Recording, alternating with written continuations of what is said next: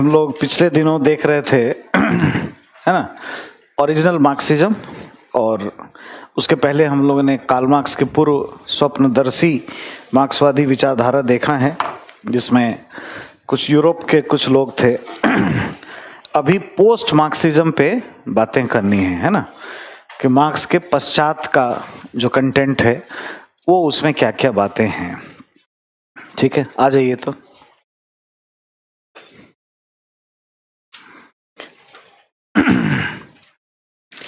ऐसा लिख दीजिए, एक टाइटल दे दीजिए, मार्क्स के पश्चात का, या मूलभूत मार्क्सवादी विचारधारा के पश्चात, ऐसा लिखिए, मूलभूत मार्क्सवादी विचारधारा के पश्चात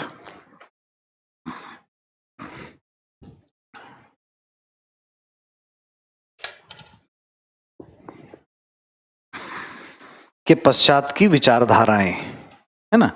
और उसमें आ जाइए न्यू मार्क्सिज्म, न्यू या नियो ऐसा लिखा हो, या पोस्ट, ये कोई भी शब्द इस्तेमाल कर सकता है ना। और मार्क्सिज्म, ठीक है। नव मार्क्सवाद या नव मार्क्सवादी परिप्रेक्ष्य, कुछ भी लिख सकते हैं, या उत्तर मार्क्सवाद भी इसको कह सकते हैं। नव मार्क्सवाद, न्यू मार्क्सिज्म, ठीक है।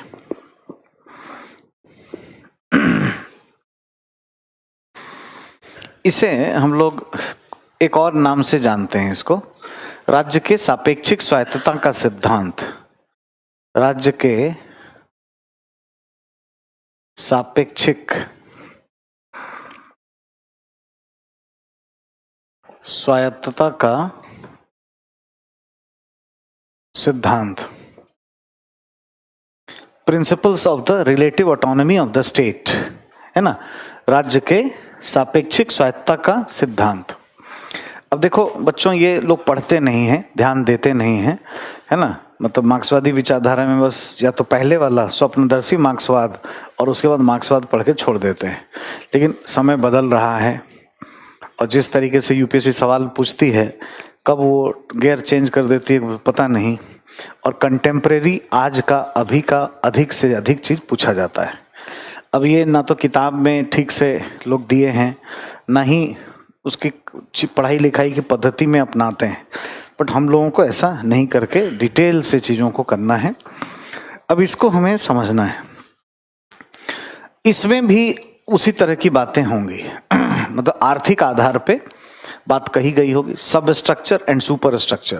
जैसे कार्ल मार्क्स के विचार में हर जगह क्या है, मोनोकॉजल अप्रोच दिखा, एक कारणवादी आर्थिक आधार पे गणना हो रही होगी, बात हो रहा होगा।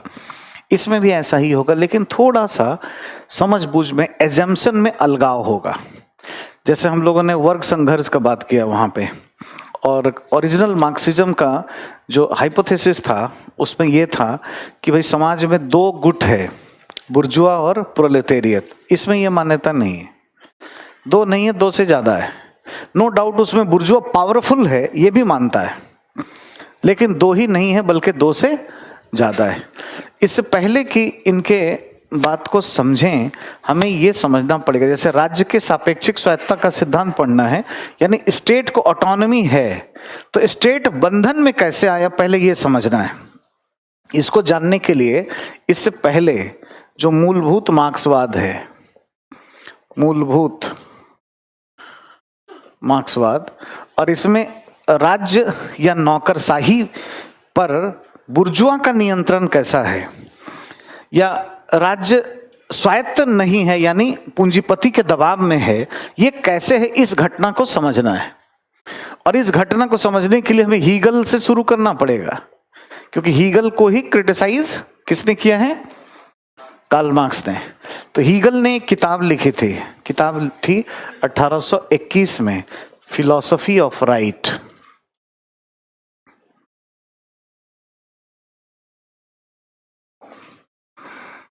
ठीक है, हीगल ने ये किताब लिखी, और इस किताब में कुछ बताया, ये कहा कि भाई state is a March of God on the earth. राज्य बहुत अच्छा है, शुभ है। मतलब हीगल स्टेट को बड़ा पसंद करता था, नौकरशाही को बड़ा पसंद करता था। क्यों पसंद करता था, इस बात को समझिए।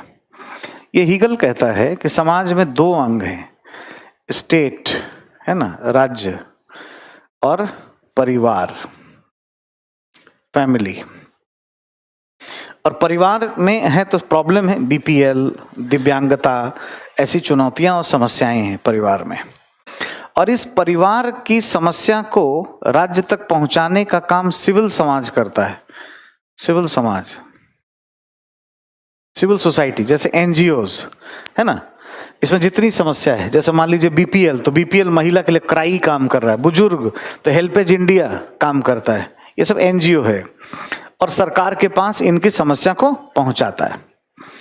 और सरकार, ये जो राज्य है, ये परिवार की समस्या को जान जाता है और ये राज्य सबके हित के लिए, यानी यूनिवर्सल इंटरेस्ट के लिए काम करता है। यूनिवर्सल हित के लिए काम करता है, सबके हितों के लिए काम करने लगता है, इसलिए ये राज्य अच्छा है। इसने ऐसा कहा। नौकरशाही भी अच्छी है। नौकरशाही इस सिविल समाज और राज्य के बीच की कनेक्टर है।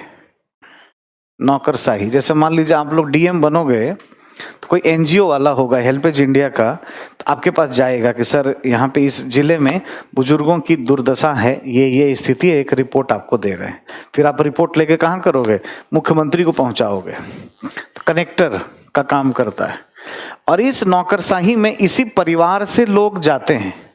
एससी, एसटी, ओबीसी, यहीं से भर्ती हो रही है, भर्ती की प्रक्रिया यहीं से होती है।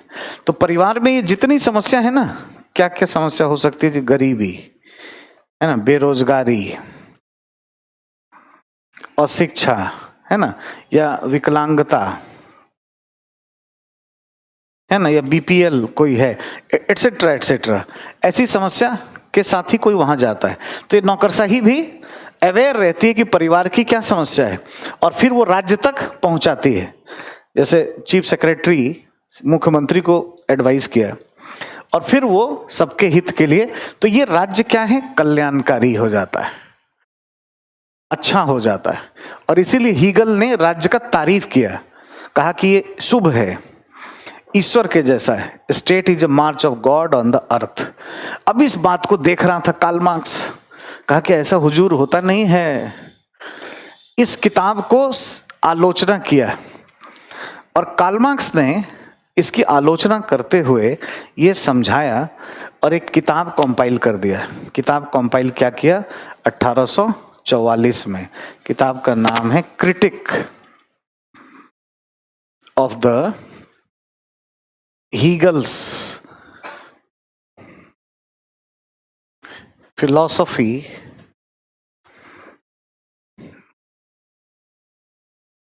Of right. Critique of the Hegel's philosophy of right. ये किताब किसका है, कार्ल मार्क्स का।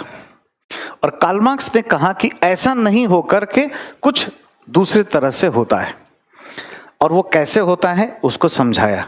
अब इस किताब में जो बात समझाया, हीगल को क्रिटिसाइज किया और बताया कि राज्य पर पूंजीपति का प्रभाव कैसे हो जाता है, इस बात को ध्यान से समझिए।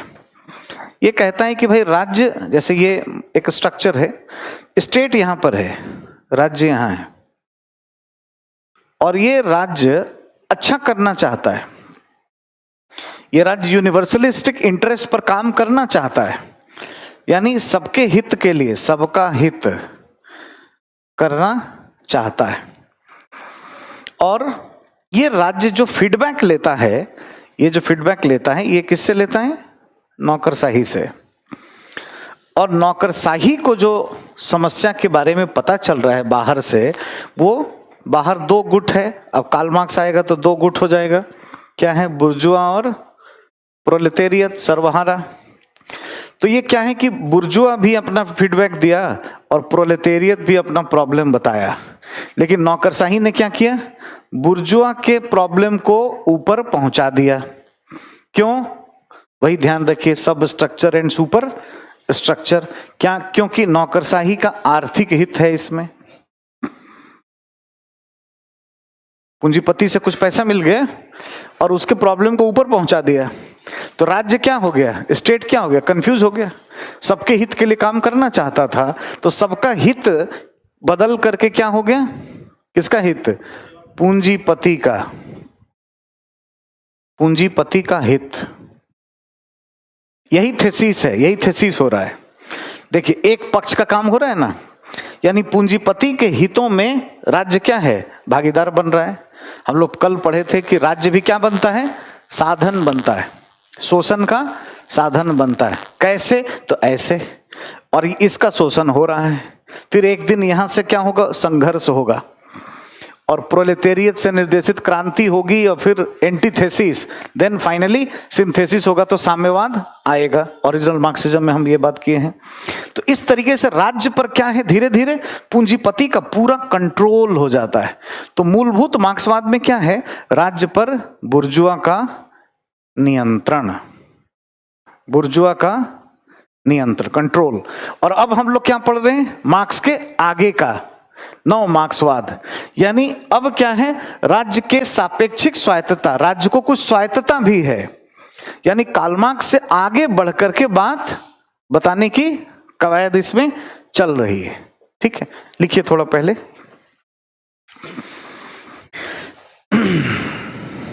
नव मार्क्सवाद टाइटल दे दीजिए ऊपर और इसमें थोड़ा लिखिए। मूलभूत मार्क्सवाद के पश्चात की विचारधाराओं में, पश्चात की विचारधाराओं में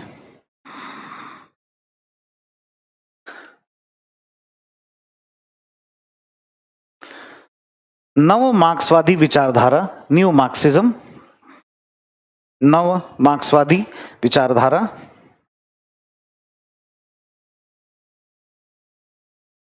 या पश्चात नव मार्क्सवादी विचारधारा या पश्चात, देखो आप लोग ना रूलिंग पेपर में मत लिखना है ना, सादा कागज में लिखना, क्योंकि यूपीएससी में ना प्लेन पेपर होगा और बीच में लाइन खींच लेना या खींचा हुआ मिलता है, 14.5 सेंटीमीटर खाली रखना, उसी में लिखोगे ना तो हैबिट हो जाएगा कि एक पेज में कितने वर्ड लिखते हो। और एक पैड रखा करो, लिखने में ईजी होगा। ठीक है, और हमेशा उस तरह के कागज में, कोई रूलिंग में ना लिखे अब आगे से, क्योंकि जैसा बनना है, अब ये नहीं कि खत्म हो जाएगा तो लेना, पहले ही से अभी से हैबिट बनाना। ठीक है, क्या लिखे हैं, या पश्चात मार्क्सवादी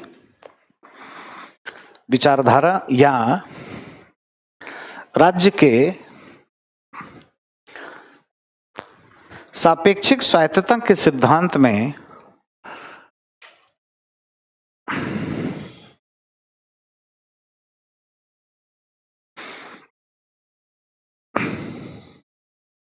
मार्क्सवादी विचारधाराओं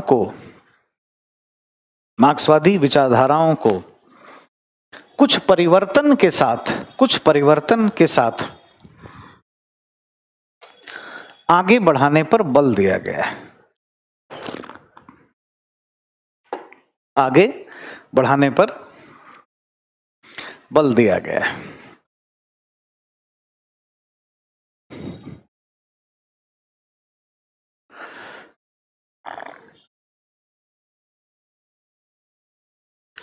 आगे बढ़ाने पर बल दिया गया है, दिया गया है।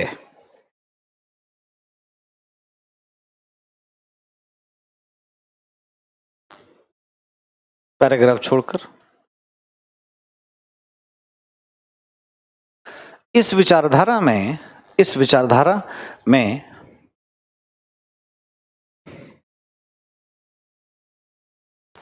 मूलभूत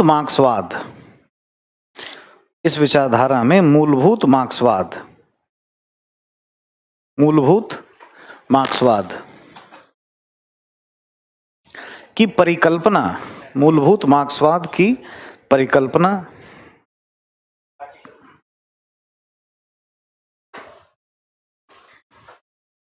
जिसमें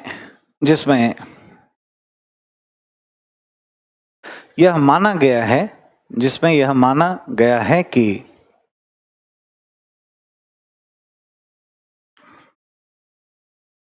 जिसमें यह माना गया है कि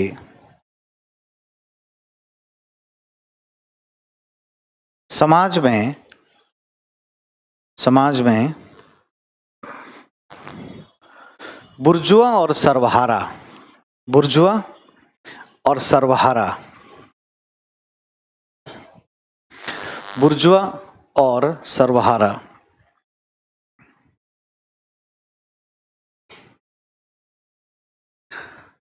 दो समूह होते हैं, दो समूह होते हैं। उसके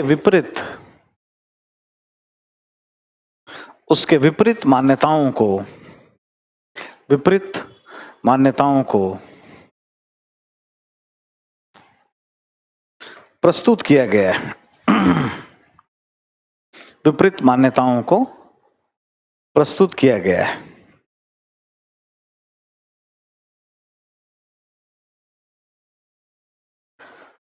प्रस्तुत किया गया है।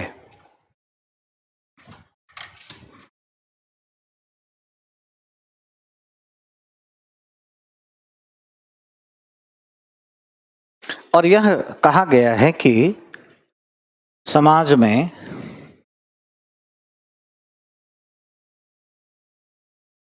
दो ही समूह नहीं होते हैं,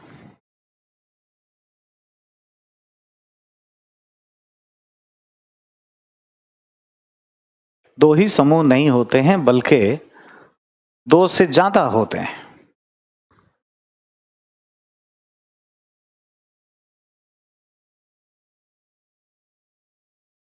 दो से ज्यादा होते हैं।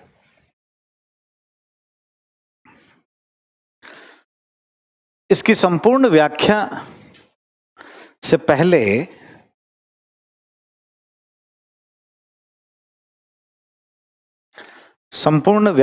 से पहले निम्नांकित मार्क्सवादी परिप्रेक्ष्य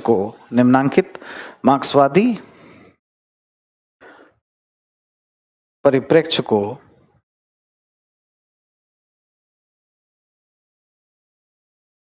समझना जरूरी है।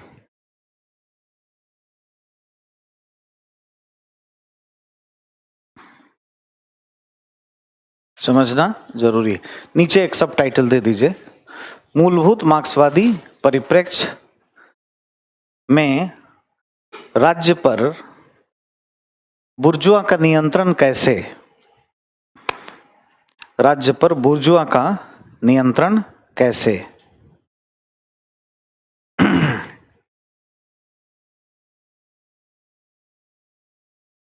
ठीक है, इसको पॉइंट पॉइंट में लिखिएगा,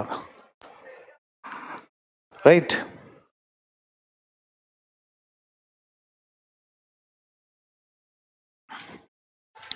देखिए, हीगल के द्वारा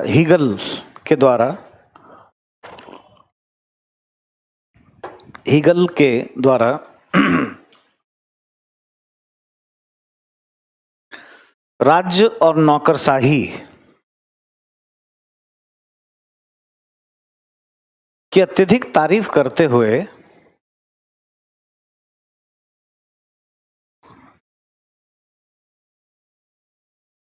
इन दोनों को सार्वभौमिक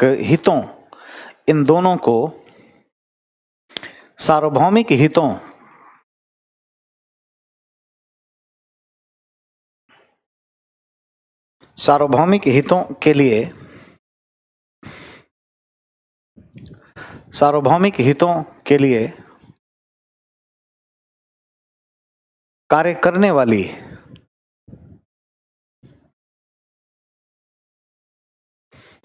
करने वाली संस्था कहा गया।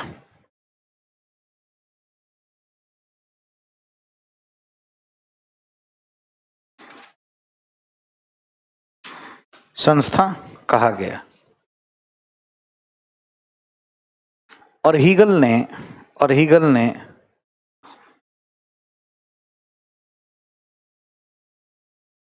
State is a march of God on the earth. राज्य पृथ्वी पर ईश्वर के रूप में है. State is a march of God on the earth. State is a march of God. Inverted comma लिख लीजिएगा. State is a march of God on the earth. ईश्वर के रूप में है.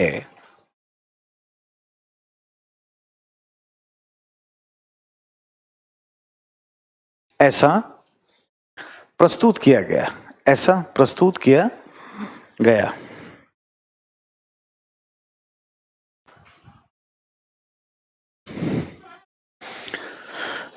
है ना. दूसरा, हीगल के द्वारा, दूसरा पॉइंट, हीगल के द्वारा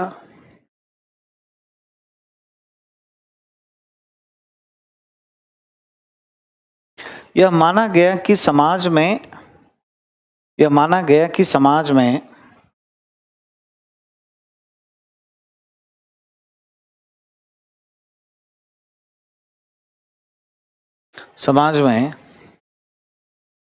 राज्य और परिवार, राज्य और परिवार दो अंग होते हैं. दो अंग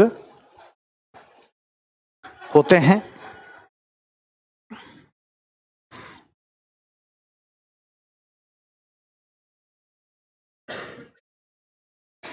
और परिवार में जितनी समस्याएं हैं, परिवार में जितनी समस्याएं हैं, यथा गरीबी, भूखमरी, जितनी समस्याएं हैं, यथा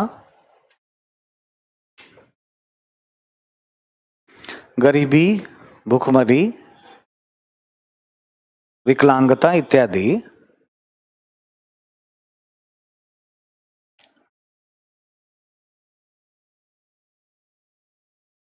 विकलांगता इत्यादि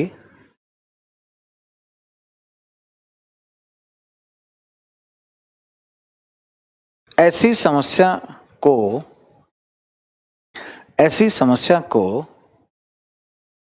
सिविल समाज, आपको जीएस में पढ़ना भी है, और सिविल समाज की कभी भी परिभाषा करनी हो तो आपसे अच्छा कोई नहीं कर पाएगा. हीगल की ही परिभाषा, बिना हीगल का नाम लिए जीएस में लिखना है. कभी भी इंटरव्यू में पूछे सिविल सोसाइटी क्या होती है, तो ऐसी संस्था जो राज्य और परिवार से अलग हो, जो सामाजिक हितों के लिए काम करती हो, उसे सिविल समाज कहते हैं. एक परिवार का नहीं होना चाहिए और गवर्नमेंट का कुछ नहीं होना चाहिए. जैसे मजदूर किसान शक्ति संगठन, अरुणा रॉय जी का संगठन है, एक ही परिवार का नहीं है, सबके हित के लिए करता है ना. जैसे बचपन बचाओ आंदोलन, ठीक है, ऐसी संस्थाएं, सराय, ठीक है, हेल्पेज इंडिया, क्राई, ये सब जो संस्थाएं, NGOs, they are civil societies. ठीक है ना.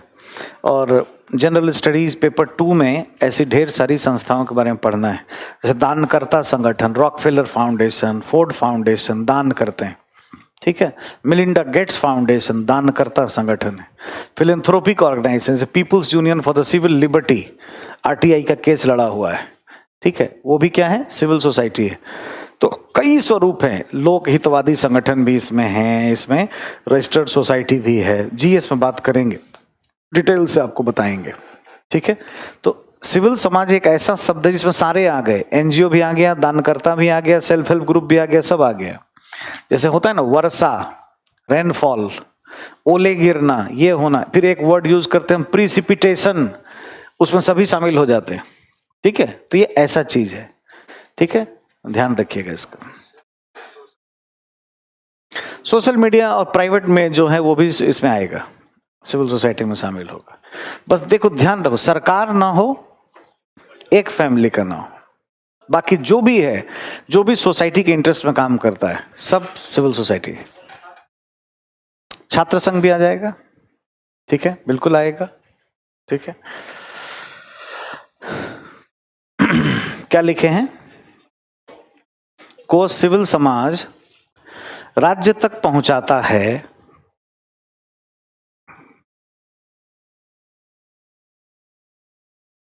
राज्य तक पहुंचाता है, और इस वजह से राज्य सबके हितों के लिए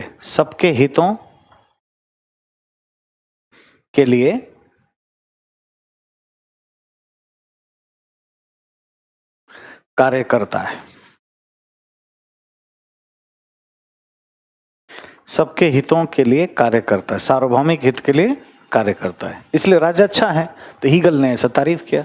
अगला पॉइंट, हीगल ने नौकरशाही को भी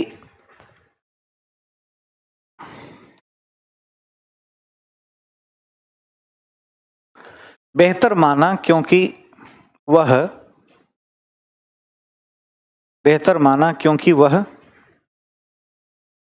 सिविल समाज और राज्य के बीच एक कड़ी के रूप में कार्य करती है।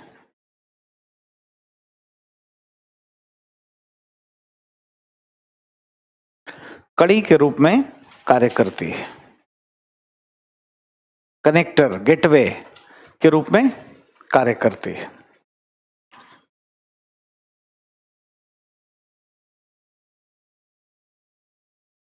कड़ी के रूप में कार्य करती है, और इसी परिवार से लोग नौकरशाही में शामिल होते हैं। इसी परिवार से लोग नौकरशाही में शामिल होते हैं। ये डायग्राम भी थोड़ा बना लेना है, इसको यूज करना है। ऐसा रिक्रूटमेंट देखिए यहाँ से हो रहा है, और ये कनेक्टर है इस दोनों के बीच में। यहाँ पे मान लीजिए कैलाश सत्यार्थी साहब हो गए, उन्होंने बच्चों के लिए दिया, आप डीएम साहब हो गए।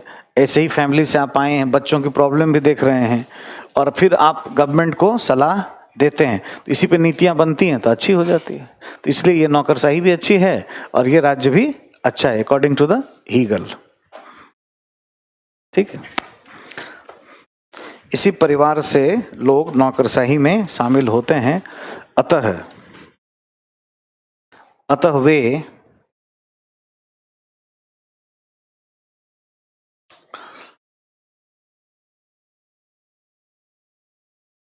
लोगों की चिंताओं के प्रति जागरूक होते हैं,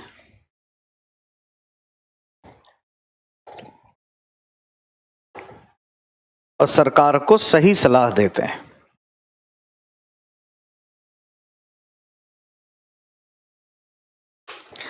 तभी राज्य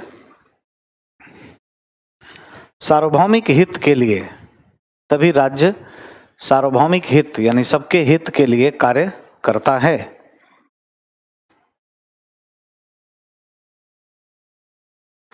सार्वभौमिक हित के लिए कार्य करता है।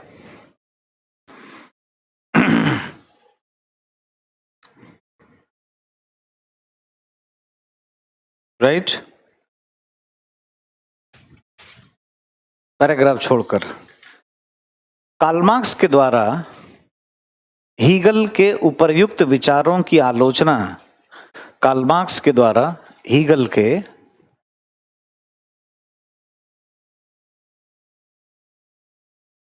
उपर्युक्त विचारों की आलोचना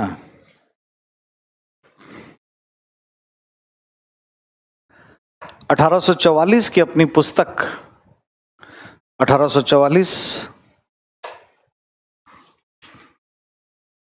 की अपनी पुस्तक critique of the Hegel's philosophy of right. Hegel का किताब क्या था? Philosophy of right. और ये क्या है?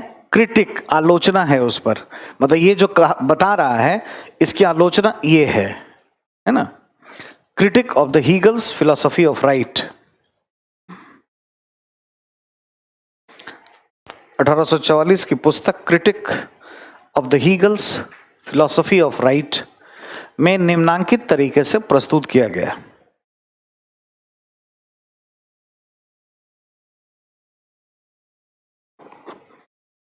Critique of the Hegel's philosophy of right में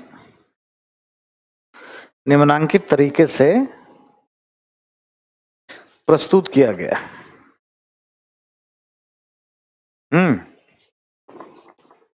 पैराग्राफ छोड़कर कार्ल मार्क्स ने यह प्रस्तुत किया कि राज्य सार्वभौमिक हित ऑब्लिक सबके हित के लिए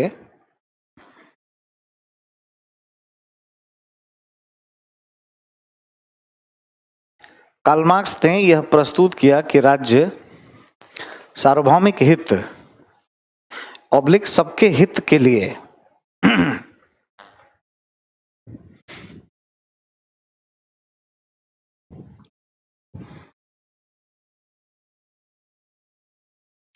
कार्य करना चाहता है, किंतु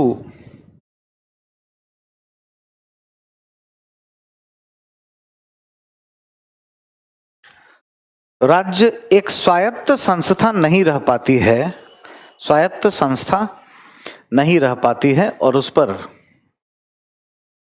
नहीं रह पाती है और उस पर बुर्जुआ का नियंत्रण, बुर्जुआ का नियंत्रण, बुर्जुआ का नियंत्रण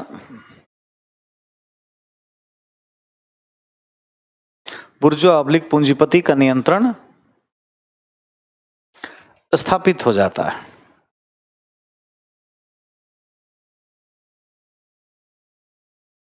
इसके निम्नांकित कारण हैं। अब इस डायग्राम से कंटेंट ले सकते हैं। इसके निम्नांकित कारण है, पॉइंट में लिखिए। पहला, हीगल को क्रिटिसाइज कैसे किया, देखो सिविल समाज से कह रहा है कि फीडबैक लेता है। कार्ल मार्क्स थोड़ा सा क्या है, देखो भाई, तर्कवादी है, विज्ञानवादी है, डिटर्मिनिस्ट अप्रोच पे चलता है। तो ये कहते हैं कि देखो आइडियलिज्म को छोड़ो, कोई भी राज्य जो है ना अपने मुलाजिमों से ज्यादा प्रभावित होगा। और आज की तारीख में भी हम बात करिए, मान लो कि कोई स्टेट है, तो यहाँ पे चीफ मिनिस्टर बैठे हुए हैं। चीफ मिनिस्टर साहब, मार्केट में बहुत सारा क्या है, सिविल सोसाइटी है, ये भी कुछ कह रहा है बच्चों के लिए, बुजुर्गों के लिए। ये इसका सुनेंगे कि अपने डीएम का सुनेंगे, ये बताओ। जब भी ये मीटिंग करेंगे, डीएम जो फीडबैक देगा कि ग्राउंड रियलिटी क्या है, इसको तवज्जो देंगे ना। कार्ल मार्क्स यही कह रहा है कि नौकरशाही के फीडबैक पे काम करता है, और ये नौकरशाही का इंटरेस्ट क्या है, बुर्जुआ से फुलफिल हो रहा है ना, पैसा मिल रहा है या जो भी हेल्प है, आर्थिक हित यहाँ से है। तो इसकी समस्या को समस्या के रूप में बता रहा है। गरीब आदमी की जो सर्वहारा है, इसकी समस्या को समस्या के रूप में बता ही नहीं रहा है। और ये अच्छा करना चाहता भी है तो कंफ्यूज होके किसका हो गया हित, पूंजीपति का हित हो गया। इस तरीके से ये चलता रहेगा व्यवस्था, और धीरे धीरे कैपिटलिस्ट का कंट्रोल स्टेट पर हो जाएगा। इसलिए राज्य स्वायत्त नहीं है। फिर नव मार्क्सवाद में इसी के उल्टा थोड़ा सा बताया जाएगा कि ऐसा एक्चुअल में नहीं है, बल्कि ऐसा ऐसा है। तो जब तक राज्य को कंट्रोल नहीं करेंगे तब तक स्वायत्तता की बात कैसे समझेंगे, इसलिए ये है। ठीक है, आज भी है। अरे आज भी है नहीं, जैसे मान लो डीएम साहब से कोई जमींदार भेंट करने आया, 50 किलो दही लेके आया, घी लेके आया, कि आम का पैकेट लेके आया, और एक मिठाई का डब्बा भी, और धीरे से टेंडर भर दिया कि थोड़ा सा देख लीजिएगा डीएम साहब। टेंडर किसको मिलेगा, एससी एसटी भी अप्लाई किया हुआ है, लेकिन आम लेके नहीं आया है, मिठाई लेके नहीं आया, कुछ लेके नहीं आया, किसको होगा, किसके प्रति भेदभाव हो जाता है। अरे आज इम्पैक्ट तो है ही।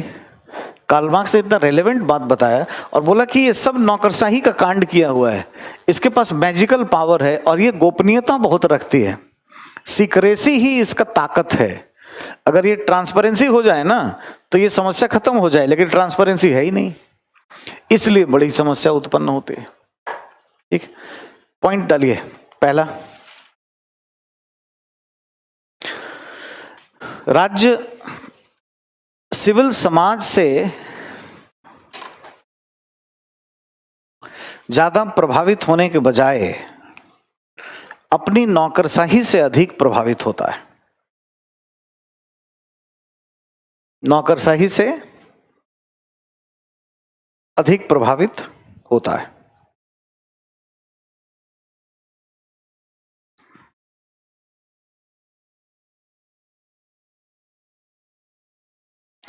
दूसरा पॉइंट,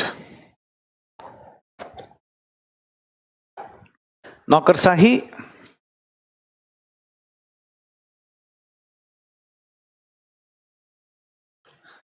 जो अत्यधिक गोपनीयता रखती है, अत्यधिक गोपनीयता रखती है,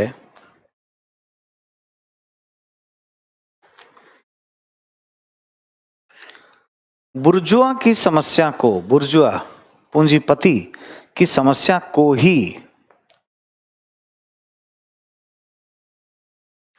ना कि सर्वहारा की समस्या को, ना कि सर्वहारा की समस्या को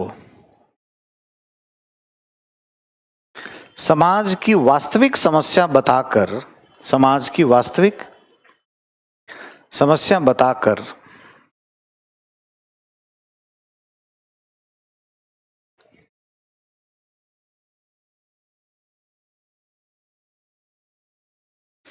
वास्तविक समस्या बताकर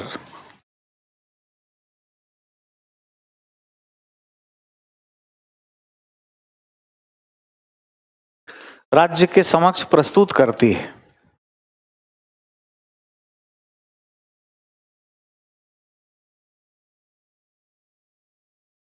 राज्य के समक्ष प्रस्तुत करती है।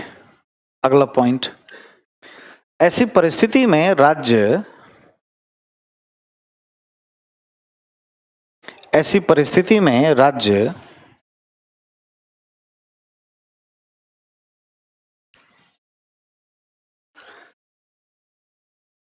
चाहते हुए भी सार्वभौमिक हितों के लिए,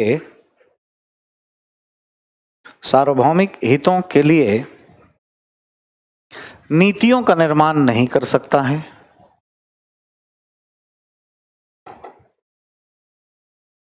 नीतियों का निर्माण नहीं कर सकता है।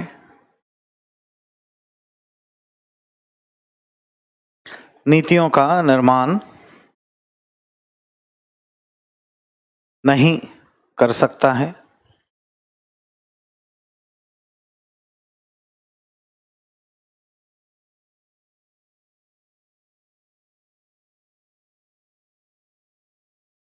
और वह भटक कर बुर्जुआ के हितों के लिए,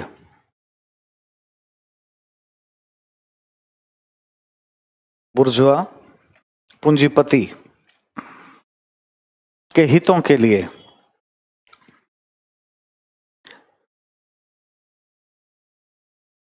कार्य करने लगता है।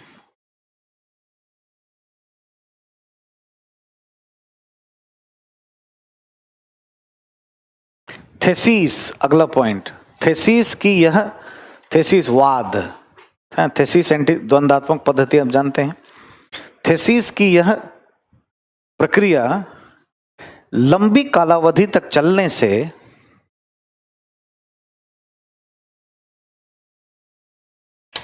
लंबी कालावधि तक चलने से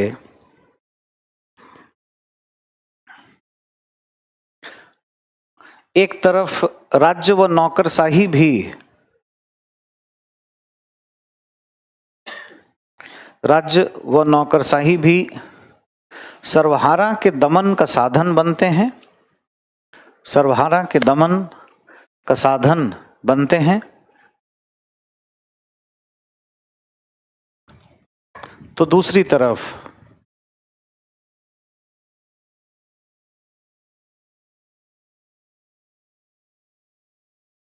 सर्वहारा के दमन का साधन बनते हैं, तो दूसरी तरफ पूंजीपतियों या बुर्जुआ इतने सशक्त, पूंजीपति ऑब्लिक बुर्जुआ ऐसा लिखे, पूंजीपति, दूसरी तरफ पूंजीपति ऑब्लिक बुर्जुआ इतने सशक्त हो जाते हैं कि राज्य पर उनका पूर्णतः नियंत्रण स्थापित हो जाता है।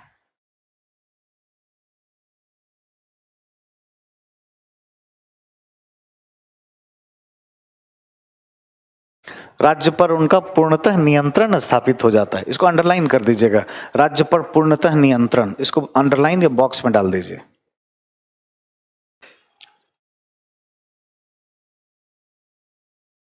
अर्थात मूलभूत मार्क्सवाद में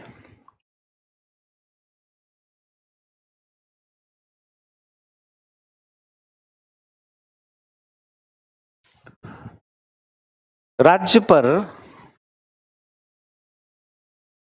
पर पूंजीपतियों के पूर्णतः नियंत्रण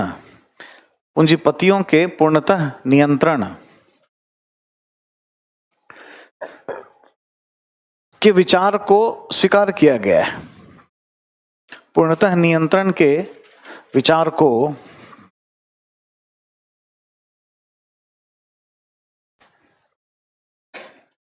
स्वीकार किया गया है, जबकि नव मार्क्सवाद में ऐसी धारणा में परिवर्तन देखने को मिलता है। ऐसी धारणा में परिवर्तन देखने को मिलता है। ठीक है, अब देखिए साहब, थोड़ा समझ लें पहले, फिर काम की बात हम लोग लिखेंगे। ठीक है, देखो भाई, इसका ना प्रभाव यूरोप में देखा, यूरोप में, इवन पश्चिमी यूएस देशों में भी, यूनाइटेड स्टेट्स में भी। और ये 1960 के दशक में इसके कुछ थ्योरिस्ट हैं जिन्होंने इनकी बातें कही हैं। इसमें जो सबसे मोस्ट इंपॉर्टेंट हैं, क्या नाम है, निकोस पोलेंटास, अल्थ्यूसर, हैबरमास, ऐसे ढेर सारे लोग हैं, है ना। हम लोग देखे हुए हैं, इसका लिस्ट तैयार करवाए थे, आप लिखे होंगे। ठीक है, जो ये मानते हैं कि देखो भाई, राज्य पर पूर्णतः नियंत्रण तो नहीं होगा, यूटोपियन हो जाता है, ऐसा हुआ तो नहीं, सापेक्षिक रूप से नियंत्रण और सापेक्षिक रूप से स्वायत्तता भी होगी। तो इस बात को समझाने का प्रयास इसमें किया गया है। यानी नव मार्क्सवाद में हमेशा जहां कहीं भी नियो या पोस्ट शब्द लग जाए, मतलब उसके आगे का, उसमें कुछ सुधार करेगा। ठीक है, जैसे लिबरलिज्म तो न्यू लिबरलिज्म, तो लिबरलिज्म में कुछ चेंजेज होगा। ठीक है, strong state but small state, कुछ ऐसी चीजें होंगी इसमें, है ना। यहाँ पे क्या मान्यता है, राज्य की सापेक्षिक स्वायत्तता के सिद्धांत में ये मान्यता पहले खत्म कर दिया गया। जो परिकल्पना थी, परिकल्पना ही बदल दिया गया। परिकल्पना मूलभूत मार्क्सवाद में क्या है, डिटर्मिनिस्ट अप्रोच है, बुर्जुआ प्रोलेटारियन, दो ही समूह होगा। नहीं, समाज में दो या उससे ज्यादा क्या होते हैं, समूह, ग्रुप होते हैं। कैसा समूह, हित समूह, जैसे विद्यार्थियों का समूह, श्रमिकों का समूह, कृषकों का समूह, महिलाओं का समूह, इसी में पूंजीपतियों का समूह भी है। तो एजम्पशन ही पहले चेंज कर दिया कि दो है ही नहीं। दो जैसे ही मानते हो तो एक का प्रभाव इतना बढ़ जाता है कि राज्य पर नियंत्रण स्थापित हो जाए, या दो से ज्यादा है, सभी आपस में लड़ भिड़ रहे हैं। ये है स्टेट, ये कहता है कि भाई ये राज्य है, और राज्य को इस पे कंट्रोल करने के लिए, प्रभावित करने के लिए सभी समूह प्रभावित कर रहे हैं, सभी ग्रुप इसको अपना अथॉरिटी एक्सरसाइज कर रहे हैं। जैसे क्या क्या समूह हो सकता है, श्रमिकों का हो सकता है जी, श्रमिक, पूंजीपति या उद्योगपति, इसका भी हो सकता है, कृषक, ठीक है, महिला, विद्यार्थी, एटसेट्रा एटसेट्रा, आप कुछ भी मान लीजिए। और यही सच्चाई भी है, ज्यादा हकीकत बयां कर रहा है। तो ये सभी समूह एक दूसरे से फाइट कर रहे हैं, एक दूसरे से फाइट कर रहे हैं, किसको, राज्य को प्रभावित करने के लिए, कि यहां पर उनका नियंत्रण हो जाए। लेकिन इतना ज्यादा कोई भी समूह प्रभावित नहीं है, कोई भी इतना शक्तिशाली नहीं है जिसमें चाहे पूंजीपति क्यों ना हो, भले ही ये सबसे ज्यादा प्रभावी है इसमें आज की तारीख में भी, लेकिन इतना ये दबंग नहीं बन पा रहा है कि स्टेट पर इसका कंट्रोल हो जाए। और इसी चक्कर में या इसी वजह से क्या हो रहा है, राज्य को थोड़ी ऑटोनॉमी, स्वायत्तता मिल जाती है, और यह राज्य सबके डिस्प्यूट सेटलमेंट के लिए काम करता है। और ये फिर पूंजीपति, गरीब, अमीर, सबके हित के लिए काम करने लगता है। लेकिन अभी भी ये राज्य क्या है, पूंजीपति से ज्यादा प्रभावित हो रहा है। आज की तारीख में ये ज्यादा रेलेवेंट आइडिया है। मार्क्सवादी विचारधारा से नव मार्क्सवादी विचारधारा ज्यादा बेहतर है। आज आप देखिए भारत, तो रिलायंस का देखिए प्रभाव, अडानी का प्रभाव देखिए, आप अमेरिका देख लीजिए, तो वहाँ पे भी सिग्मा 6, हैथवे इन्वेस्टमेंट है ना, एप्पल, गूगल, इन सब का इम्पैक्ट देख लीजिए। हमारे यहाँ प्रधानमंत्री की एडवाइजरी कमेटी में 25-26 घराने, यही सब, बजाज, रिलायंस फैमिली, यही सब है कहीं भी। तो ये दबंग फैमिली तो है ही, लेकिन क्या भारत में श्रमिक का काम नहीं हो रहा है? ये भी प्रभावित है। ऑल इंडिया है ना, लेबर यूनियन भी है, अखिल भारतीय किसान सभा भी है, महिलाओं का भी ऑर्गेनाइजेशन है, सभी अपना प्रभावित कर रहे हैं।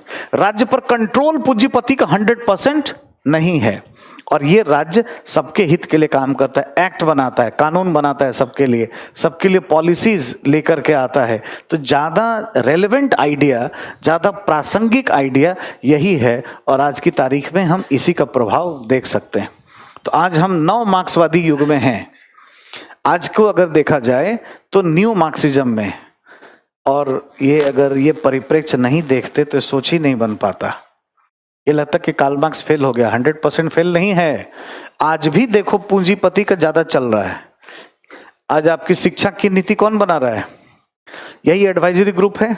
चाहे फॉरेस्ट पॉलिसी हो, शिक्षा की नीति हो, टेलीकॉम की पॉलिसी हो, कॉर्पोरेट गवर्नेंस हो। कॉर्पोरेट गवर्नेंस बना तो कमेटी कौन सी बनी? उदय कोटक महिंद्रा कमेटी। मतलब सारा कुछ अमीर आदमी को ही आता है, गरीब आदमी को कुछ आता ही नहीं है। तो रेलेवेंट आइडिया तो है ही। तो कार्ल मार्क्स जीवित है, आत्मा उसकी अभी भी है। नव मार्क्सवादी परिप्रेक्ष्य के तहत आज हम ये देख सकते हैं।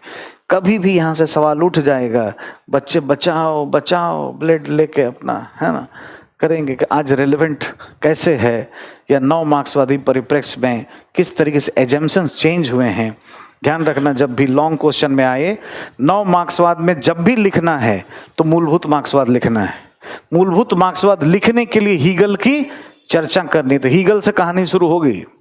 इस पे सवाल आएगा तो स्टार्ट करेंगे हीगल से, हीगल को बताएंगे, हीगल को क्रिटिसाइज करने में राज्य पे कंट्रोल करेंगे, और फिर नव मार्क्सवादी परिप्रेक्ष्य में बताएंगे कि ऐसा नहीं ऐसा हो रहा है। तब क्लैरिटी आएगी, नहीं तो मजा नहीं है। वहां पे तो है ही है ना, वहां भी तो, अरे वो तो आइडियलिज्म था, मेटेरियलिज्म पे आया। ऑलरेडी हम लोग डिस्कस कर चुके हैं कल। ठीक है, ठीक है, लिखिए जरा।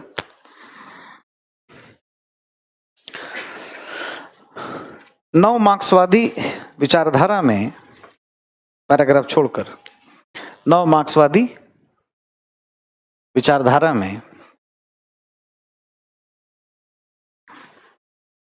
यह माना गया है कि समाज में बुर्जुआ और सर्वहारा, बुर्जुआ और सर्वहारा सिर्फ दो ही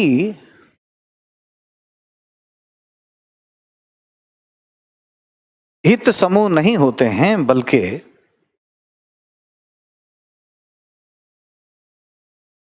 हित समूह नहीं होते हैं, बल्कि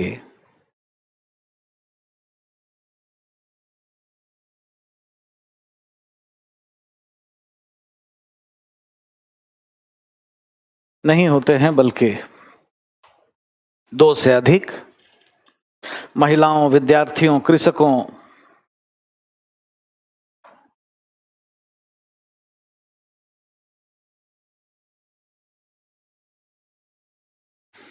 इत्यादि के हित समूह होते हैं।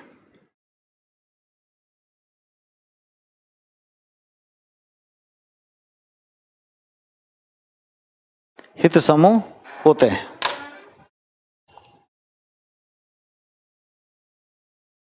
और सभी हित समूह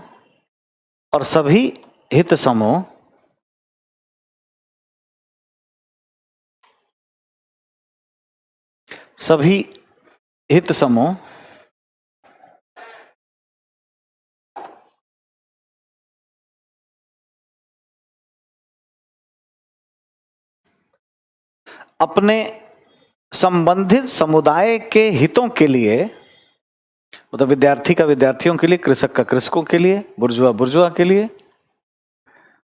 संबंधित समुदाय के हितों के लिए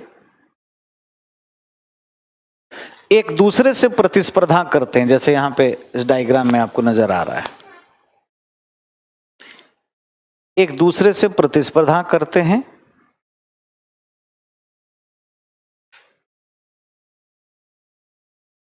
और राज्य पर अपना प्रभाव जमाने का, राज्य पर अपना प्रभाव जमाने का प्रयास करते हैं।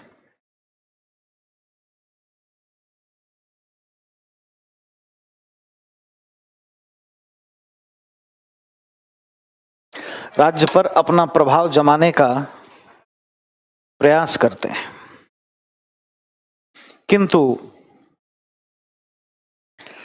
कोई भी समूह इतना शक्तिशाली नहीं हो पाता है, कोई भी समूह इतना शक्तिशाली नहीं हो पाता है कि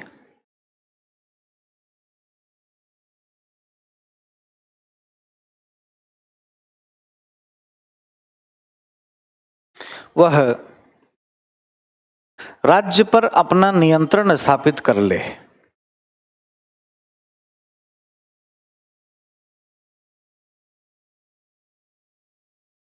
राज्य पर अपना नियंत्रण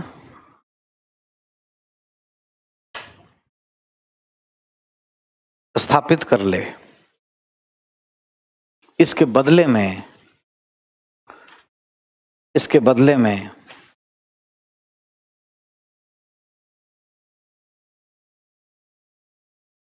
राज्य को सापेक्षिक रूप से स्वायत्तता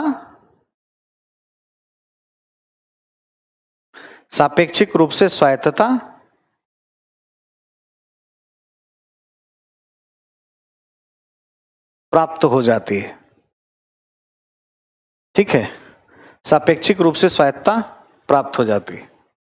अब जो अंतर करिएगा भाई, ओरिजिनल मार्क्सिज्म में क्या हो रहा था, जो बुर्जुआ के हित के लिए फीडबैक जा रहा था, उसी पे पॉलिसी बनाते बनाते इतना पावरफुल हो गया कि बॉसिज्म करने लगेगा, इसी के लिए हम पॉलिसी बनाएंगे। तो बुर्जुआ का 100% कंट्रोल किस पे हो जा रहा है, राज्य पर। यहाँ पे एजेम्पशन ही चेंज है कि दो ग्रुप है ही नहीं कि एक इतना पावरफुल है कि थेसिस करके अपना जमा लेगा, दो से ज्यादा है, सभी फाइटर हैं, सभी लड़ रहे हैं। लेकिन इसमें भी ये चूंकि इकोनॉमिक इंटरेस्ट है, मार्क्सवादी विचार है, तो सब स्ट्रक्चर सुपर स्ट्रक्चर होगा, जो कल बताया था। ये माना जा रहा है कि इसमें पूंजीपति नो डाउट सबसे पावरफुल है, लेकिन इतना भी पावरफुल नहीं है कि यहाँ पे स्थापित हो जाएगा। तो इसके बदले में स्टेट को क्या है, ऑटोनॉमी मिलती है, इसलिए नाम है राज्य के सापेक्षिक स्वायत्तता का सिद्धांत। तो नव मार्क्सवादी परिप्रेक्ष्य में स्टेट थोड़ा सा ऑटोनॉमस होता है, लेकिन कैपिटलिस्ट के इन्फ्लुएंस में ये भी है, और ओरिजिनल मार्क्सिज्म में 100% इन्फ्लुएंस में आ गया है। ये दोनों का बेसिक डिफरेंस है, ये ध्यान रखें। कभी भी पूछ दिया जाए कि मार्क्सवादी परिप्रेक्ष्य और नव मार्क्सवादी परिप्रेक्ष्य में अंतर स्पष्ट करें और यह बताएं कि किस तरीके से आज की दुनिया में नव मार्क्सवादी परिप्रेक्ष्य अधिक प्रासंगिक है, तो आपको यही पहले ओरिजिनल मार्क्सिज्म बता, इसी को लिखोगे ना, आपके देखो प्रश्न जैसे उठेंगे ना, आपके बुलबुले वैसे ही उठाया है, उसी हिसाब से आपको लिखना है। अब हीगल से कहानी शुरू करते हुए अब यहां तक पहुंचना, आपका काम आसानी से हो जाएगा। पैराग्राफ एनजीओ इसमें भी आ गया ना, ये सभी उसी के लिए हित समूह तो एनजीओ ही है ना। ये ऑलमोस्ट कैपिटलिस्ट को भी देखो, ये एक है liberal view of the civil society, तो सीआईआई फिक्की भी सिविल सोसाइटी का पार्ट है। ठीक है, इसको भी सिविल सोसाइटी में रखेंगे। स्टेट से, फैमिली से अलग जो भी है सब है।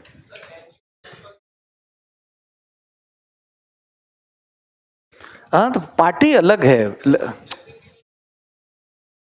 हाँ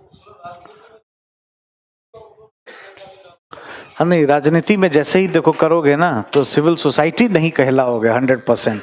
जैसे देखो शिवसेना पहले एनजीओ था, लेकिन जैसे राजनीति में आए अब वो पॉलिटिकल पार्टी हो गया, अब वो एनजीओ नहीं है। लेकिन अब यहीं हिंदुस्तान में पूरे तरीके से सिविल सोसाइटी शुद्ध रूप की नहीं मिलती है, तो उसको कहते हैं काउंटर सिविल सोसाइटी। जैसे आपकी जो आप जो उदाहरण दे रहे हो, काउंटर सिविल सोसाइटी है, प्रतिरोधक सिविल समाज है, 100% नहीं है, शुद्ध नहीं है और शुद्ध सिविल समाज है।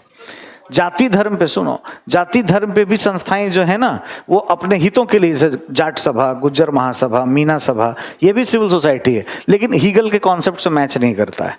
प्रतिरोधक सिविल समाज है, जाति धर्म के लिए नहीं होना चाहिए। क्या होना चाहिए? परिवार में जो समस्या है ना, जैसे अपंग किसी भी जाति धर्म का है, ब्लाइंड, तो ब्लाइंड के लिए बनाओ, वो ओरिजिनल माना जाएगा। जैसे कास्ट पे बनाओगे तो क्या हो गया? बंद सिविल समाज, क्लोज सिविल सोसाइटी या काउंटर सिविल सोसाइटी उसको कहते हैं। रजनी कोठारी जी ने उसका नाम रखा है काउंटर सिविल सोसाइटी। ठीक है, ये ध्यान रखना चाहिए।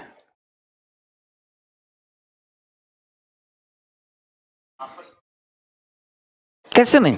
आपस में कंपटीशन का मतलब क्या हुआ? स्टेट को प्रभावित कर रहे हैं। जैसे ये धरना प्रदर्शन कुछ कर रहा है, ये भी धरना प्रदर्शन कर रहे हैं, हमारे लिए पॉलिसी बनाई, ये भी कर रहे हैं, ये भी कर रहे हैं। कंपटीशन सबके लिए हो गया, सबके बीच में भी हो गया, सब स्टेट को इन्फ्लुएंस कर रहे हैं। और इस कंपटीशन में, होड़ में सबसे आगे कैपिटलिस्ट है, क्योंकि ये पावरफुल है। लेकिन इतना पावरफुल नहीं हो पाता, ये खींचने वाले लोग भी हैं, इसका भी उसको सुनना पड़ता है, और इसलिए ऑटोनॉमी उसको है। आज ऐसी ही स्थिति देखने को मिलती है। कैपिटलिस्ट के खिलाफ भी करेंगे नहीं, बाकी अपने लिए करेंगे तो खिलाफत हो गया ना। देखो, अपने प्रभाव को रखना दूसरे का विरोधी तो हो गया। मान लीजिए एक एक्ट बना है, कुछ लोग उसके विरोध कर रहे हैं, तो जिसके पक्ष में जा रहे हैं उनके अगेंस्ट में ही तो है। अपने आप में ही प्रतिस्पर्धा है। और राजनीति में क्या पढ़ते हैं हम? प्रतिस्पर्धा, इसी की बात ही होती है।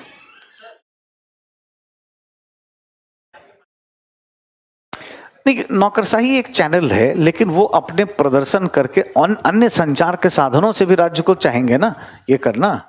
ये एजम्पशन इसमें नहीं है कि सिर्फ ब्यूरोक्रेसी से लेगा। वो कार्ल मार्क्स का है कि वो फीडबैक कहां से लेती है? नौकरशाही से, है ना। लिखिए इसमें पैराग्राफ छोड़कर।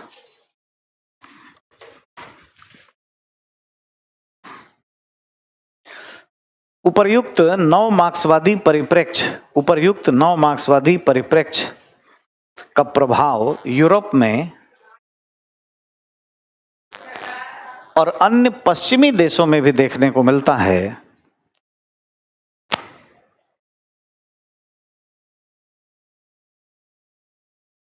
और ऐसा प्रभाव 1960 के दशक में, ऐसा प्रभाव 1960 के दशक में,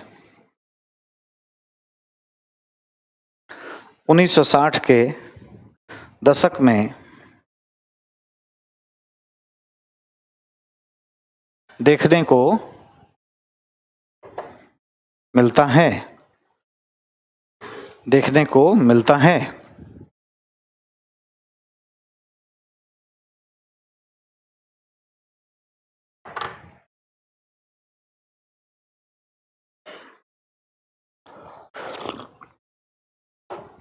देखने को मिलता है। इसके प्रणेता निकोस पोलेंटास, प्रोपाउंडर प्रणेता निकोस पोलेंटास हैं, और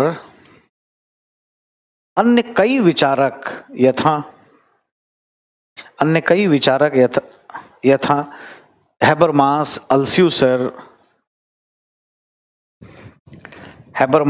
अल्स्यूसर, बुकानन इत्यादि, हैबरमास, अल्स्यूसर, बुकानन इत्यादि इससे संबंधित रहे हैं। बुकानन इससे संबंधित रहे हैं। ठीक है, बीच में एक लाइन खींचे, ऊपर से नीचे छोटा सा। लेफ्ट साइड में लिखिए मार्क्सवादी परिप्रेक्ष्य, और दाहिने साइड में लिखिए नव मार्क्सवादी परिप्रेक्ष्य। दोनों में थोड़ा अंतर स्पष्ट करिए।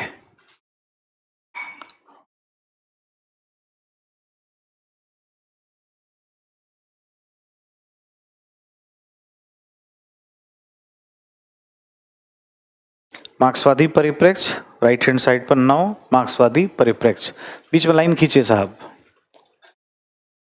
लेफ्ट साइड में लिखिए मार्क्सवादी परिप्रेक्ष्य में पहला पॉइंट,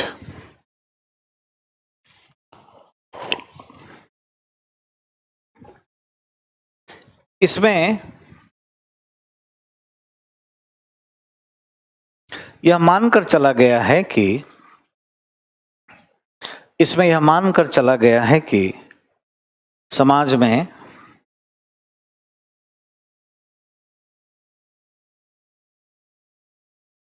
में पूंजीपति और सर्वहारा दो ही समूह होते हैं। पूंजीपति और सर्वहारा दो ही समूह होते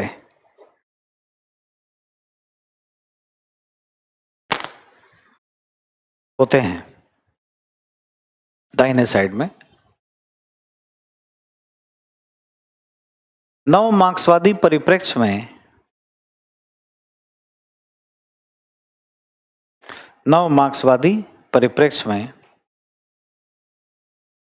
दो से अधिक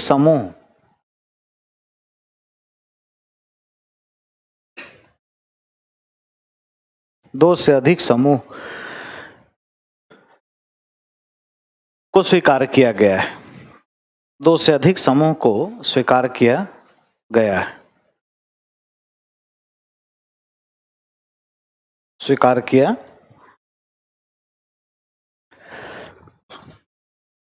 गया है। ठीक है। मूलभूत मार्क्सवादी परिप्रेक्ष्य में लेफ्ट साइड में दूसरा पॉइंट, इसमें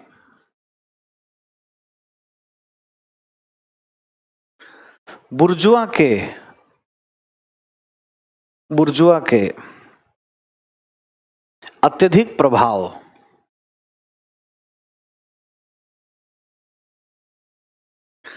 और राज्य पर उसके नियंत्रण, राज्य पर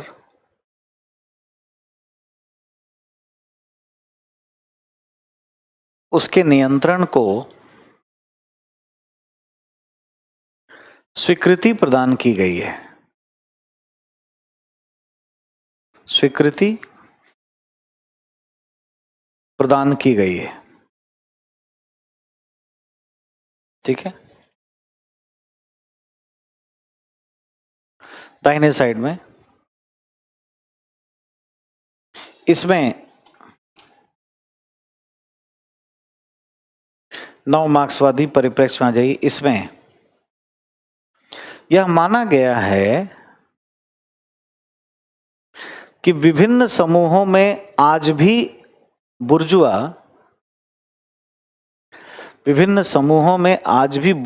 या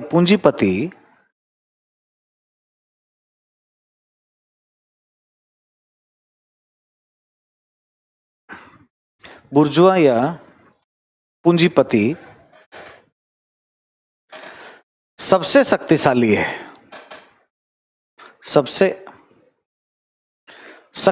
है। बुर्जुआ या पूंजीपति सबसे शक्तिशाली है, किंतु अन्य समूह भी प्रतिस्पर्धा कर रहे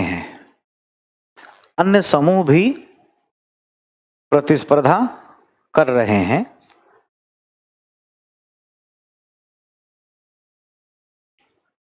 अतः बुर्जुआ इतना भी शक्तिशाली नहीं हो पाता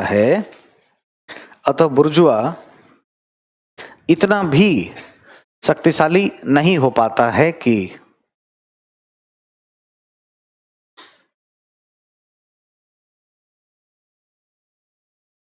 राज्य पर उसका 100% नियंत्रण हो जाए। राज्य पर उसका 100% नियंत्रण हो जाए।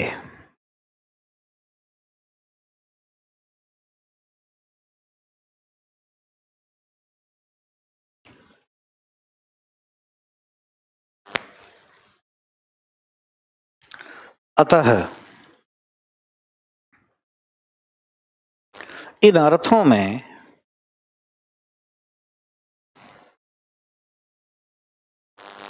नव मार्क्सवादी परिप्रेक्ष्य मूलभूत मार्क्सवाद पर एक सुधार है। इन अर्थों में नव मार्क्सवादी परिप्रेक्ष्य मूलभूत मार्क्सवादी परिप्रेक्ष्य पर एक सुधार है।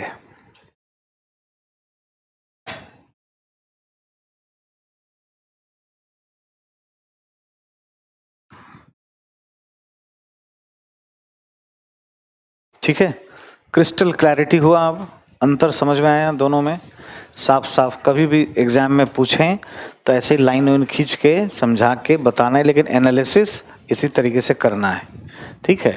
तो ये 60s में शुरू हुआ, इसका इम्पैक्ट आज की तारीख में भी है, कैपिटलिस्ट कंट्री में भी है।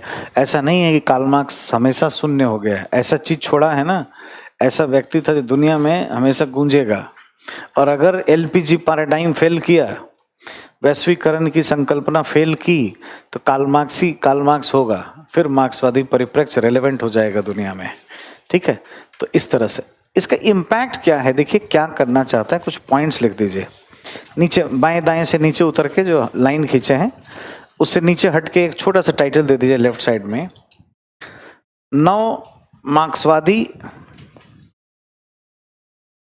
परिप्रेक्ष्य का प्रभाव। इम्पैक्ट क्या है,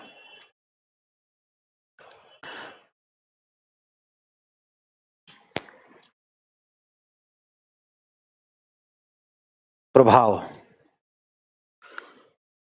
पहला, आज की तारीख में, पॉइंट में लिखिए, पहला पॉइंट, आज की तारीख में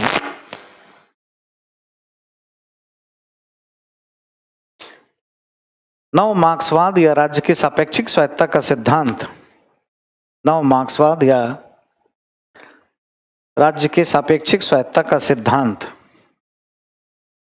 अत्यधिक प्रासंगिक है, अत्यधिक प्रासंगिक है, क्योंकि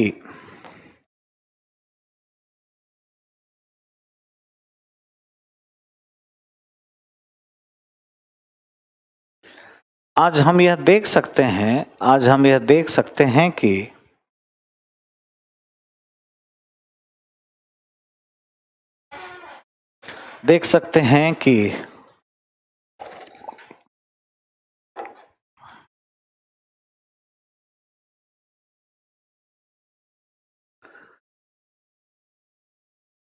प्रधानमंत्री की सलाहकार समिति में औद्योगिक घरानों का प्रभाव अधिक है।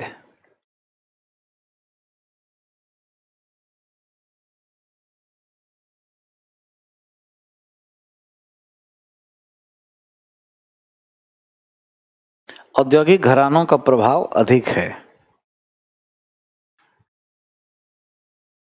ठीक है। जैसा आपने लिखा कि बुर्जुआ इन्फ्लुएंशियल है, तो इन्फ्लुएंस दिख रहा है, ठीक। दूसरा,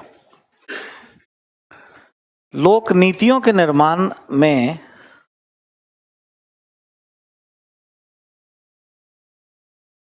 आज भी पूंजीपति, लोक नीतियों के निर्माण में आज भी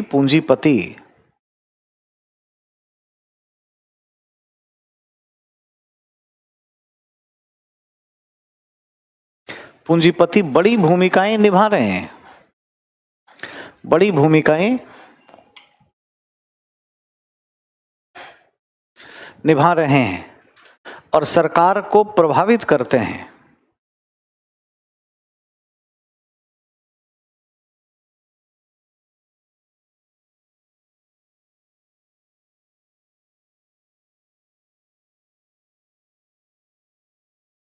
तीसरा, चौथा, अमेरिका जैसे पश्चिमी देशों में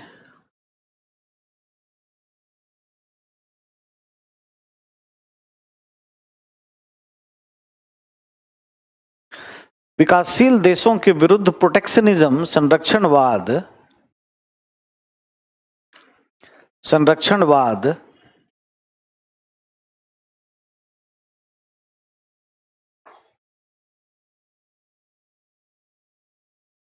वहां के पूंजीपति घरानों का ही,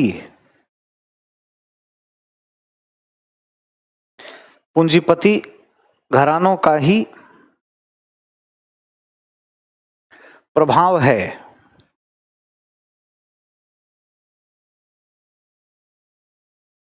ठीक है। अब जैसे देखिए, मान लीजिए एप्पल था, तो एप्पल में कुछ लोग नौकरी करते थे, ध्यान नहीं दिए, निकल करके OnePlus बना दिया, उससे अच्छा बहुत सारे फीचर्स वगैरह डाल दिया, इंडिया में भी मान लो स्मार्ट सिटी बन रहा है और गूगल का एप्पल का कोई यहाँ पे ऑर्गेनाइजेशन आ जाए जो उनके साथ टाई अप करके काम करे। जैसे एप्पल का फ़ोन देखोगे तो लिखा होगा नीचे कि designed in California and assemble in China. तो उसको असेंबल करते करते ओप्पो टोप्पो कितना सब बना दिया, वन प्लस भी उधर ही से है, बहुत सारा कुछ बना के हिट हो गया। अब यहाँ पे भी मेक इन इंडिया करते करते पता चला एप्पल के बाद ऑरेंज, इंडिया एप्पल कुछ निकल जाएगा यहाँ पे, और उससे अच्छा फोन हो जाए, उसी तरह का सब हो जाए, सस्ता मिलने लगे, कौन खरीदेगा उसका? तो उनका मार्केट डिस्ट्रॉय हुआ। अब इसलिए वो क्या प्रोटेक्शनिज्म पे कहेंगे करो ही मत, ताकि एक ब्रांड का लगाव रहे, लोग खरीदें। तो बुर्जुआ तो इन्फ्लुएंशियल है ही, लेकिन ये भी नहीं कह सकते कि अमेरिका में 100% क्या कैपिटलिज्म का ही इम्पैक्ट है, गरीब के लिए भी काम करता है, ब्लैक्स के लिए भी काम करता है, सिविल राइट एक्ट भी बनाएगा। तो आज ये वाला आइडिया ज्यादा रेलेवेंट है रादर देन की मार्क्सिज्म। ठीक है, इस नजरिए से।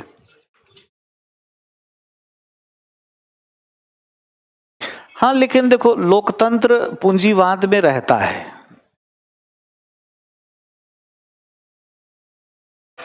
आता है, देखो देखो क्या है ना, ये लोकतंत्र सूट करता है लिबरलिज्म को, पूंजीवाद सूट करता है लिबरलिज्म को।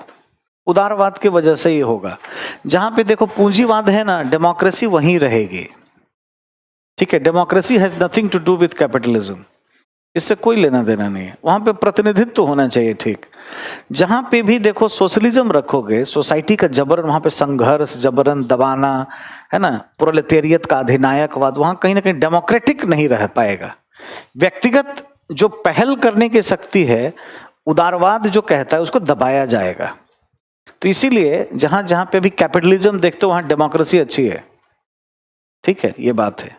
तो हमारे यहाँ भी क्या है, लोकतांत्रिक समाजवाद है, और लोकतांत्रिक शब्द बढ़ रहा है, समाजवादी शब्द का प्रभाव घट रहा है। यानी हमारा भी झुकाव किधर है, पूंजीवाद के तरफ, कैपिटलिज्म के तरफ ही है।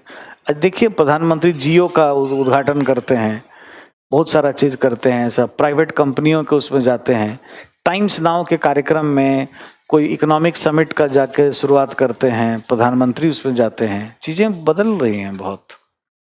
तो ये सूट करता है डेमोक्रेसी का। रीजन क्या है, रीजन बिहाइंड इज लिबरलिज्म, क्योंकि दोनों से ना सिम्टम इसका मैच करता है। तो लिखिए नेक्स्ट, अगला पॉइंट।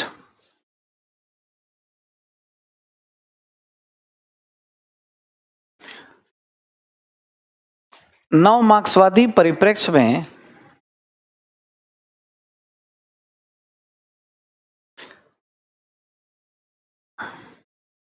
राज्य के सापेक्षिक स्वायत्ता की बात की गई है।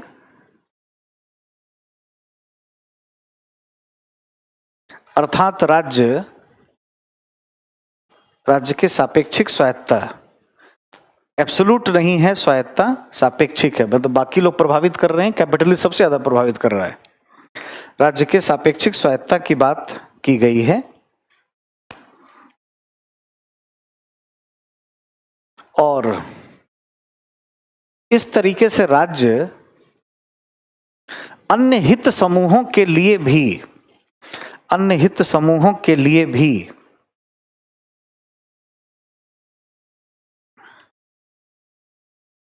अन्य हित समूहों के लिए भी कार्य करता है।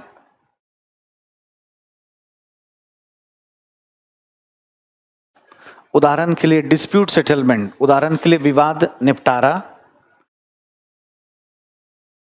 महिला, कृषक, सर्वहारा के लिए कानून बनाना, महिला, कृषक, सर्वहारा के लिए कानून बनाना,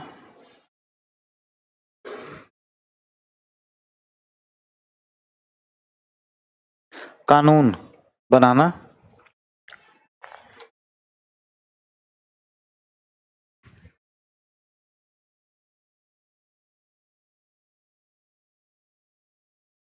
ठीक है, पैराग्राफ छोड़कर। इन अर्थों में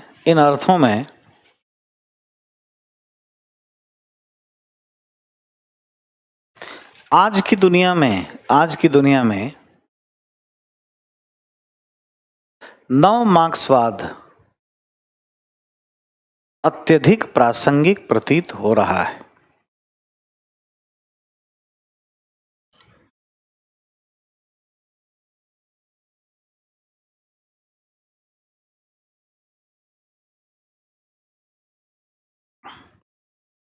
ठीक है। तो कोई डिबेट डिस्कशन भी हो तो उसमें बताओ कि मार्क्स ज़्यादा इन्फ्लुएंशियल अब नहीं है, न्यू मार्क्सिज्म है और ये रेलेवेंट है, थोड़ा मध्यम मार्ग है। इसमें क्या है, एक तरह का अतिवाद है छुपा हुआ, एक्सट्रीमिज्म है ओरिजिनल मार्क्सिज्म में, ये थोड़ा बैलेंस हो जाता है, संतुलित हो जाता है। ठीक है, ये डिफरेंस है दोनों का। ये मॉडरेट है, थोड़ा एक्सट्रीमिस्ट है, उसमें हिंसा इनबिल्ड है, इसमें हिंसा की संभावना नहीं, धरना प्रदर्शन से ही काम हो जाएगा। इतना भी वर्ग संघर्ष की बातें इसमें नहीं की गई हैं और आज यही दिखता है ना। जो उस पर चले थे वो फेल हो गए, यूएसएसआर फेल हो गए, क्यूबा फेल हो गया, चाइना फेल हो गए, और पश्चिमी देश में ये सब इन्फ्लुएंस है और इसकी बात भी होती है, उनको समझ भी है कि भाई गरीब का भी देखना है, तो न्यू मार्क्सिज्म ज़्यादा रेलेवेंट आइडियोलॉजी है। प्रश्न लिखे, कल भी प्रश्न नहीं लिखवाए ना मार्क्सिज्म पे। अच्छा, को प्रश्न लिखे तो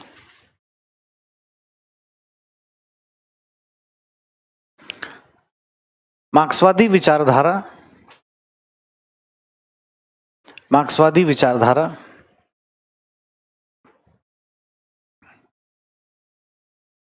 में द्वंदात्मक भौतिकवाद, डायलेक्टिकल मटेरियलिज्म और ऐतिहासिक भौतिकवाद की अभिधारणा को स्पष्ट करें।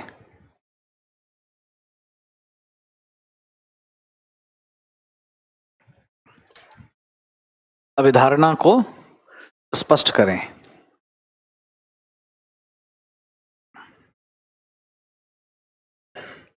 ठीक है। दूसरा, मार्क्सवादी समाजवाद से आप क्या समझते हैं?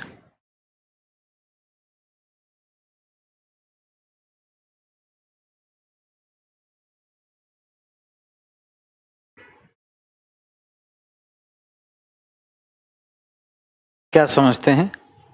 मार्क्सवादी समाजवाद और साम्यवाद के बीच अंतर स्पष्ट करें।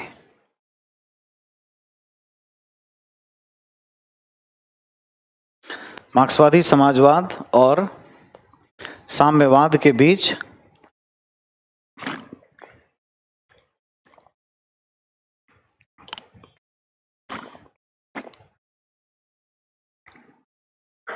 अंतर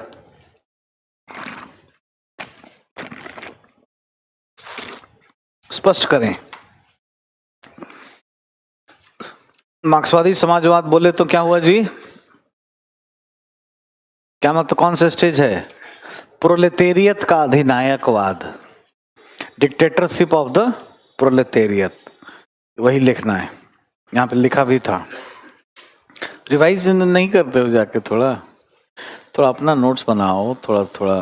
ठीक है, तो अगर मार्क्सवादी समाजवाद लिखे तो कौन सा डायमेंशन लिखना है उसमें? वर्ग संघर्ष से आगे, है ना?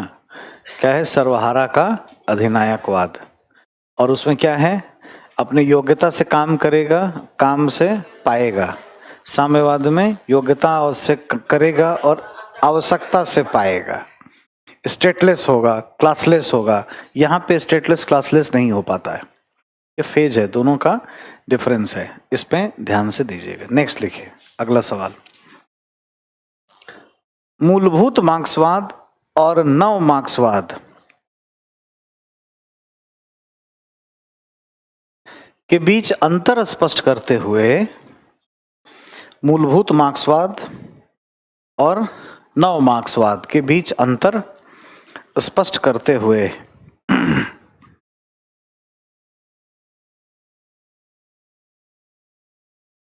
यह बताएं कि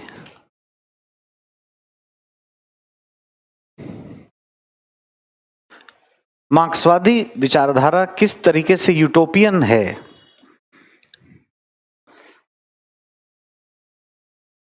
मार्क्सवादी विचारधारा किस तरीके से यूटोपियन है, जबकि नव मार्क्सवाद अत्यधिक प्रासंगिक है।